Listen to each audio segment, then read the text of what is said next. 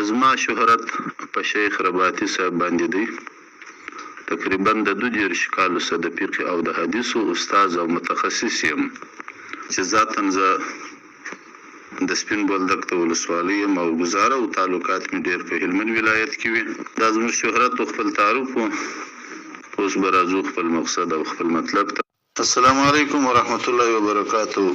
درنو ملګرو علما او سامعینو، د پرسش په حق کې چې کوم معلومات مشتهو خلکو راکړي چې هغه په دې کاروبار کې تفصیلی جزءاً معلومات درلودي، هغه موږ په خپل معلوماتو باندې پوه کړلو او د پرسش په مسله باندې موږ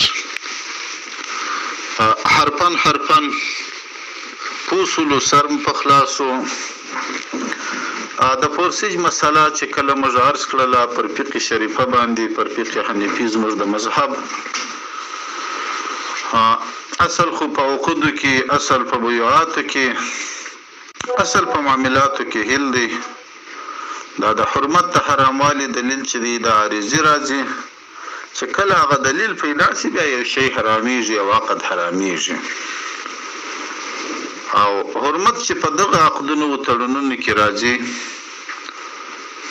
دا یا د وجه د ربا راځي، یا د شبهه د ربا راځي، یا د قمار د وجه راځي، یا د غرر د وجه راځي. کم توضیحات چې مشترک ولسوله هغه شرعي موانع د حل چې هغه حلالوالي کې معنی جوړیږي، هغه شرعي موارد دلته ځای نه درلودي. یعنی د پرسج پیسې نسو زیدون کې وي، په پرسج کې بیل ستړیا ګټه نه و، او په پرسج کې بیل ماوزن هوی وزن وړل کېدی، او په پرسج کې جبر او اکراه نه و، رضا د ټولو و. تر ډیره حد پورې تقریبا دا داسې و یو لکه یو کمیشن کاری نظام، لکه یو سمساری نظام، لکه یو دلالی نظام. ډیره تشبیه د سمساری نظام سره ده، ډیره تشبیه د دلالی نظام سره ده. نه تر غرر لاندې کیږي، نه تر قمار لاندې کیږي، او نه تر سود لا تر ربا لاندې کیږي، نه تر شبهه د ربا لاندې کیږي. ځکه په دې کې منفعت بغیر وزن نستا، پدې کې پیسې سوځیدل نستا چې غرر دی، او پدې کې هغه موارد د شریعت چې کوم دي یو موارد د موارد د حرمت پدې کې نه و. نو بناء دغه تفصیل موافق چې کله دا پیسې نسوځیدون کې وي او بغیر مهنت بغیر استړیا پیسې وینا، بغیر تکلیف پیسې پکښې نه دي، موت ګټه نسته پکښې، او دا کاروبار نه بندیدونکی کاروبار دی، دا څوک نشي بندولای، نشي بلا کولای.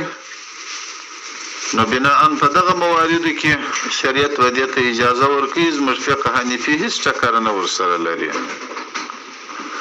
که څوک هغه موارد د شریعت دلته پیدا کولی شي، هغه د موږ ته راتفاوته کې یو د ځان قیاس دی چې دا خمار دی، چې هغه مثال او ممثل تطبیق نه سره لري.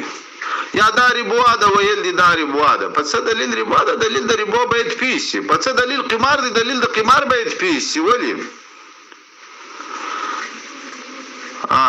دلایل باید پیش شي، د دلایل مطابق باید هغه ته چاته قناعت ورکول شي. حرمت خو عارضي دي په اشیاو کې، دا حرمت باید معلوم شي، دلیل د حرمت باید موجود شي.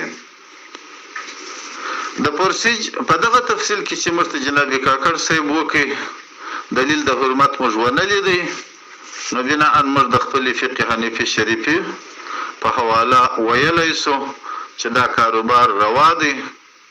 څوک چې د ناروا حکم کوي هغه د دلیل د حرمت پیش کړي.